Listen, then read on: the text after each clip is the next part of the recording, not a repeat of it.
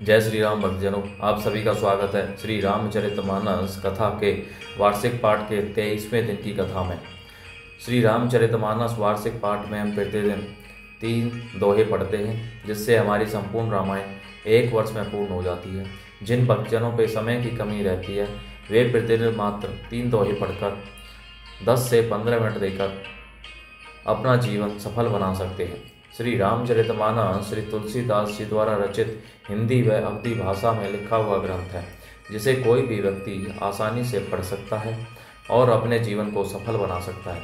श्री रामचरितमानस का पाठ करने से हम अपने दैनिक जीवन में आने वाली सभी कठिनाइयों को आसानी से पार करते हुए सामाजिक व आर्थिक परेशानियों को दूर करते हुए सुख व दुख को समान समझते हुए अपने जीवन को सफल बना सकते हैं। श्री रामचरितमानस का पाठ करने से पूर्व हम शिव शंकर भोलेनाथ पार्वती माता को प्रणाम व आह्वान करते हैं, जिन्होंने सर्वप्रथम श्री राम नाम की रचना की। तत्पश्चात सभी गुरुजनों, सभी देवी देवताओं को प्रणाम व आह्वान करते हैं कि वे भी हमारी श्री राम कथा में सम्मिलित हों और हमें अपना आशीर्वाद प्रदान करें।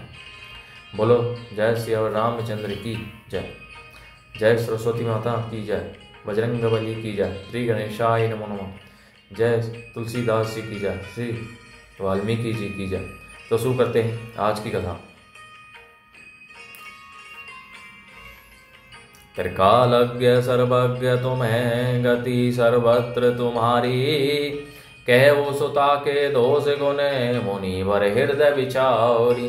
मंगल भवनीय मंगलहारी द्रवहु सुदशरथ अजर बिहारी। और कहा, हे मुनिवर, आप त्रिकालज्ञ और सर्वज्ञ हैं, आपकी सर्वत्र पहुँच है, अतः आप हृदय में विचार कर कन्या के दोष गुण कहिए। कह मुनि बिहसी गूढ़ मृदु वाणी, सुता तुम्हारी सकल गुण खानी। सुंदर सहज सुशील सयानी, नाम उमा अंबिका भवानी। नारद मुनि ने हंसकर रहस्य युक्त कोमल वाणी से कहा, तुम्हारी कन्या सब गुणों की खान है, यह स्वभाव से ही सुंदर सुशील और समझदार है। उमा, अंबिका और भवानी इसके नाम हैं। सब लक्षण संपन्न कुमारी, होई ही संतत पियहि प्यारी। सदा अचल एहि करहि वाता, एहि तेजसु पैहि पितु माता। कन्या सब सुलक्षणों से संपन्न है, यह अपने पति को सदा प्यारी होगी, इसका सुहाग सदा अचल रहेगा और इसके माता पिता यश पावेंगे। होई ही पूज्य सकल जग माही, एहि सेवत कछु दुर्लभ नाही। एहि करे नाम सुमरी संसारा, त्रिय चढ़ियाई पतिव्रत असिधारा। यह सारे जगत में पूज्य होगी और इसकी सेवा करने से कुछ भी दुर्लभ नहीं होगा।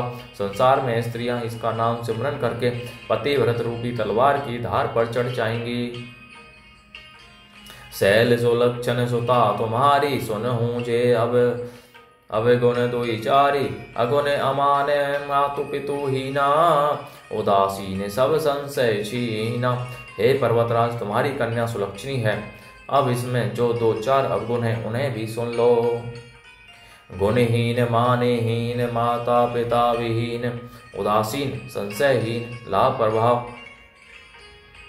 जोगी जटिल अकाम मन नगन, अमंगल बेश अस स्वामी यही कहे। मिली ही परी हस्त असी रेख, मंगल भवनी अमंगलहारी। द्रवहु सुदशरथ अजर बिहारी।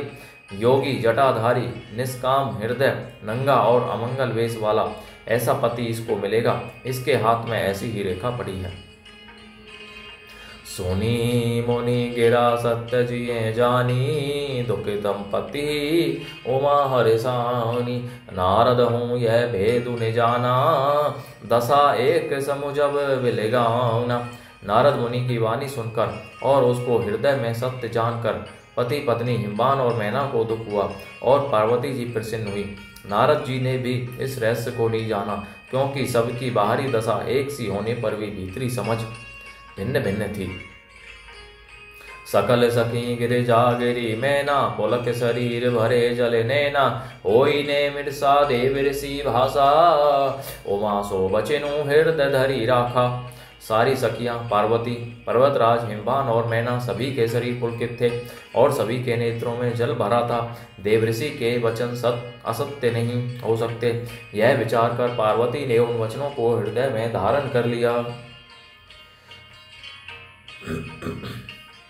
उपजेहु शिव पद कमल सनेहु, मिलन कठिन मन भाषण देहु, जाने को अवसरु प्रीति तोराई, सखी उछंग बैठी पुनि जाई।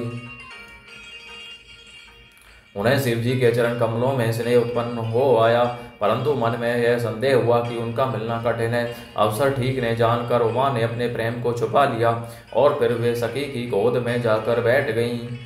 झूठी न होई देव ऋषि वाणी, सोचे ही दंपत्ति सखी सयानी, और धरी धीर कै गिरिराओ, कहु नाथ का करिय उपाओ। देव ऋषि की वाणी झूठी न होगी, यह विचार कर हिमवान, मैना और सारी चतुर सखियां चिंता करने लगी। फिर हृदय में धीरज धरकर पर्वतराज ने कहा कि हे नाथ, कहिए अब क्या उपाय किया जाए।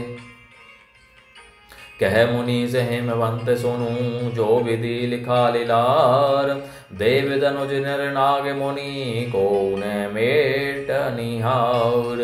मंगल भवनीय मंगल हारी, द्रवौस दशरथ अजर बिहारी। मुनीश्वर ने कहा, हे हिमवान सुनो, विधाता ने ललाट पर जो कुछ लिख दिया है उसको देवता, दानव, मनुष्य, नाग और मुनि कोई भी नहीं मिटा सकते।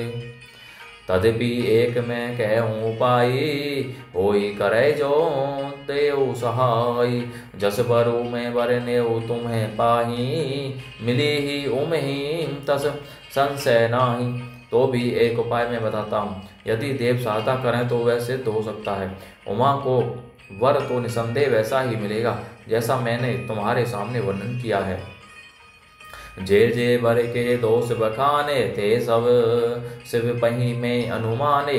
जो विवाहु शंकर सन होई, 200 गुण सम कह सबु कोई। परंतु मैंने वर के जो जो दोष बतलाए हैं, मेरे अनुमान से वे सभी शिवजी में हैं। यदि शिवजी के साथ विवाह हो जाए तो दोषों को भी सब लोग गुणों के समान ही कहेंगे। जो अहि सेज शयन हरि करही, बुद्ध कछु तिन्हे कर दोषु ने धरही। भानु कृषानु सर्व रस खाही, तिन्हे कहे मंद कहत को नाही। जैसे विष्णु भगवान शेषनाग की सैया पर सोते हैं तो भी पंडित लोग उनको कोई दोष नहीं लगाते। सूर्य और अग्निदेव अच्छे बुरे सभी रसों का भक्षण करते हैं, परंतु उनको कोई बुरा नहीं कहता। शोभे अरु अशोभे सलिल सब वही, सुर सरी को अपुनीत ने कह। समरत कहूँ नहीं तो सु गोसाई, रवि पावक सुर सरी की नाई। गंगा जी में शुभ और अशुभ सभी जल बहता है, पर कोई उन्हें अपवित्र नहीं कहता। सूर्य, अग्नि और गंगा जी की भांति समर्थ को कुछ दोष नहीं लगता। जो अस ही सिसा कर ही नर जड़ विवेक अभिमान, पर ही कल्प भरी नरक महु जीव की ईस समान। मंगल भवनीय मंगल हारी, द्रवौस दशरथ अजर बिहारी। यदि मूर्ख मनुष्य ज्ञान के अभिमान से इस प्रकार होड़ करते हैं तो वे कल्प भर के लिए नरक में पड़ते हैं। भला कहीं जीव भी ईश्वर के समान अर्थात सर्वथा स्वतंत्र हो सकता है। बोलो जय श्री रामचंद्र की। तो इस प्रकार भक्तजन आज की कथा का विराम यहीं पर होता है। जय शिव शंकर भोलेनाथ, जय पार्वती माता की जय। सभी गुरुजनों, सभी देव देवताओं की जय। सरस्वती माता की जय। श्री गणेशाय नमः। जय दुर्गे माता की जय। श्री लक्ष्मी नारायणाय नमः। जय श्री तुलसीदास जी की जय। तो आप सभी से अनुरोध है कि श्री रामचरितमानस के पाठ को अपने बड़े बूढ़ों, सगे संबंधियों, मित्रजनों, सखाओं के